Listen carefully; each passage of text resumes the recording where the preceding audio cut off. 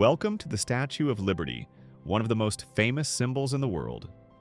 Standing proudly in New York Harbor, she has watched over the city for well over a century. But this famous statue has a story that's even more fascinating than most people realize. Let's begin.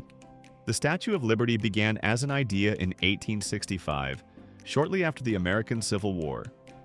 A French historian named Édouard René de La Boulaye wanted to celebrate friendship, 100th anniversary of American independence and the end of slavery in the United States. The statue was designed by French sculptor Frédéric Auguste Bartholdi, while the internal iron framework was created by Gustave Eiffel, the same engineer who later built the Eiffel Tower. The statue was built in France between 1875 and 1884.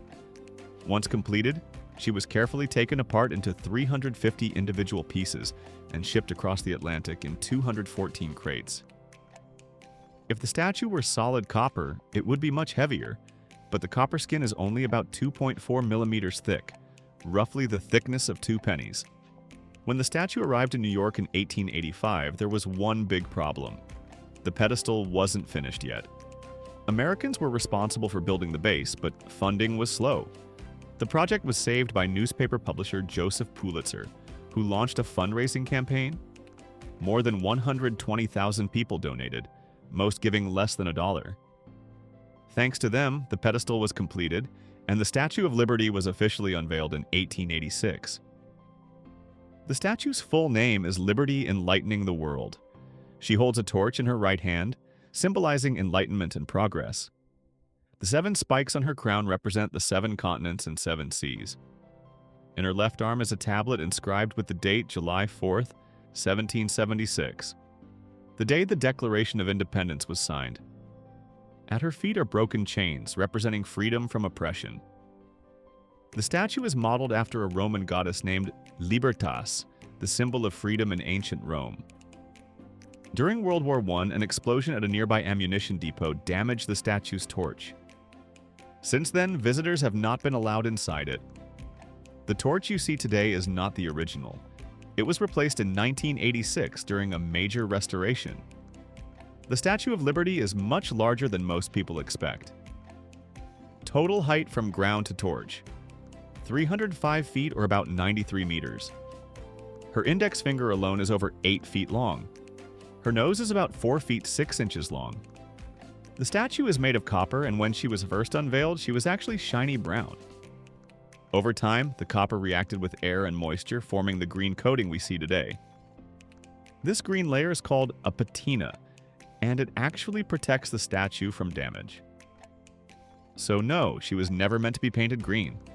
Visitors can climb up to the crown, but it takes effort, 354 steps from the base. The view is worth it, though, with windows offering views of New York Harbor. For millions of immigrants arriving in America in the late 1800s and early 1900s, the Statue of Liberty was the first thing they saw. Nearby Ellis Island processed more than 12 million immigrants, many of whom believed the statue was welcoming them personally. In 1903, a bronze plaque was added with a poem by Emma Lazarus called The New Colossus. It includes the famous lines, "Give me your tired, your poor, your huddled masses yearning to breathe free." These words transformed the statue into a powerful symbol of immigration and hope. Fun fact, Bartholdi originally wanted the statue to stand in Egypt, near the Suez Canal, as a lighthouse. When that plan failed, he reused the idea for America. And there was also debate about placing the statue in Central Park instead of the harbor. The Statue of Liberty was originally used as a lighthouse from 1886 to 1902, but the light wasn't strong enough to be effective. In 1924, she was declared a national monument and later became a UNESCO World Heritage Site.